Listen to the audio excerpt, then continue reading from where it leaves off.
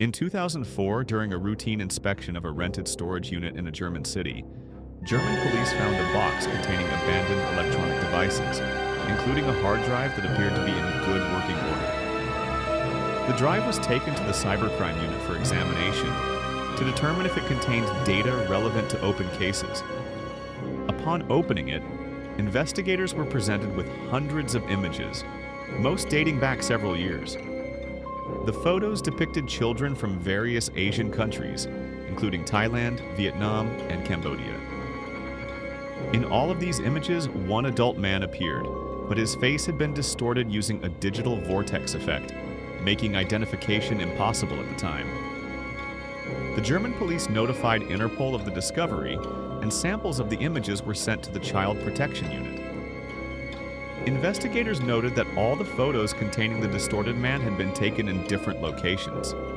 Some in cheap hotel rooms, some in rented houses, and some in deserted natural areas.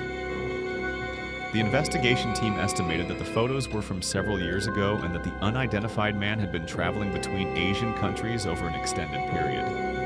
Interpol officially took up the case and opened an international file, initially assigned an internal code in 2004. After carefully reviewing the images, investigators noted that the man wore the same metal chain around his neck in some shots, and that he used a camera of almost the same type in all of them. However, there was no direct evidence to identify him. The digital distortion of his face was the biggest obstacle, as basic software at the time could not remove the effect. The investigation continued between 2004 and 2006, without any real progress. The man's identity remained unknown, but the geographic data in the images was sufficient to confirm that he was primarily active in Southeast Asia. Copies were sent to police units in Thailand, Vietnam, and Cambodia, but after extensive review in those countries, no local report matched the locations indicated in the files. None of the victims were able to identify him, as none of the images showed his true face. In early 2007, Interpol decided to reopen the case more broadly. An international investigation team was formed, comprising experts from Canada, Germany, Thailand, and Japan. During further analysis of the images, an expert noted that the vortex effect was not as sophisticated as initially thought. In March 2007, a specialized team from Interpol used simple image editing software to reverse the distortion. After several attempts, the man's facial features were clearly visible for the first time since the hard drive's discovery in 2004. Interpol sent the undistorted image to the police units involved in the investigation, but none of them initially recognized it. Days later, the organization decided to take an unprecedented step, releasing the image to the public. In October 2007, Interpol posted the image on its official website under the name Operation Vico, asking the public for help in identifying the man. This marked the first time Interpol had publicly released a suspect's image. Hours after the image was released, Interpol's call center began receiving reports from several countries. Reports arrived in the first few hours from Canada, South Korea, and Australia. By the first day, Interpol had received over 100 pieces of information. On the second day, the number of missing persons alerts rose to over 350. 5 of these alerts were identical and pointed to the same person, a Canadian man named Christopher Paul Neal, an English teacher in South Korea. The alerts were from his former colleagues, some of whom stated that his features matched the published photograph and that he had suddenly left his job a few days before the campaign was launched. On October 18, 2007, the Korean police informed Interpol that Neal had disappeared from his home in Gyeonggi Province.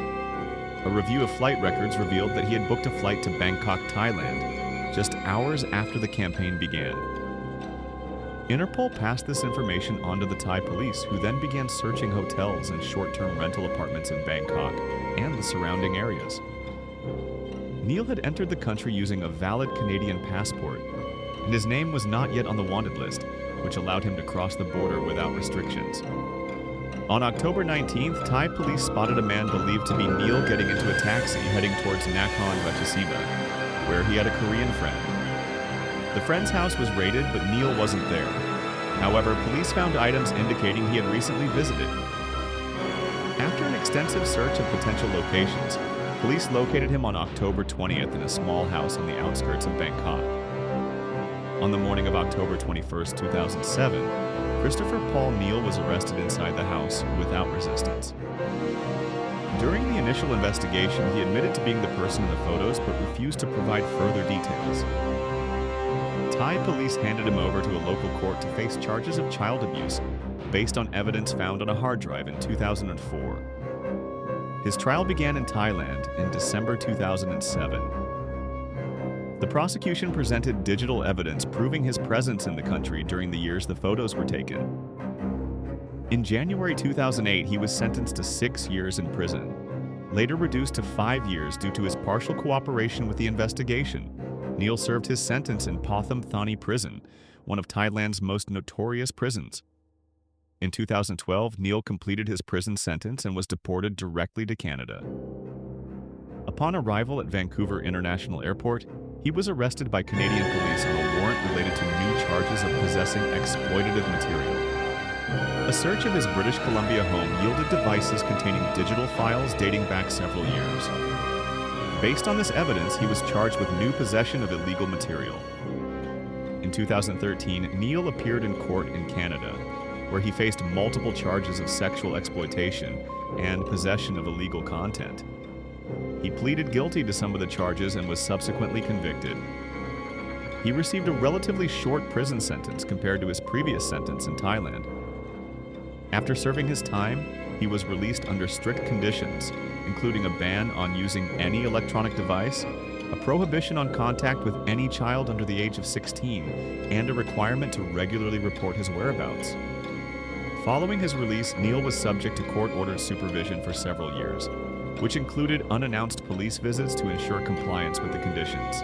In 2017, he completed his sentence and was released from prison, but remained under surveillance by Canadian authorities in accordance with local laws applicable to individuals classified as high risk. Since then, Neal has lived in Vancouver under strict supervision, with his access to electronic devices and internet use remaining restricted. The court also imposed additional restrictions, requiring him not to leave the city without official permission, and to report any change of address to the police.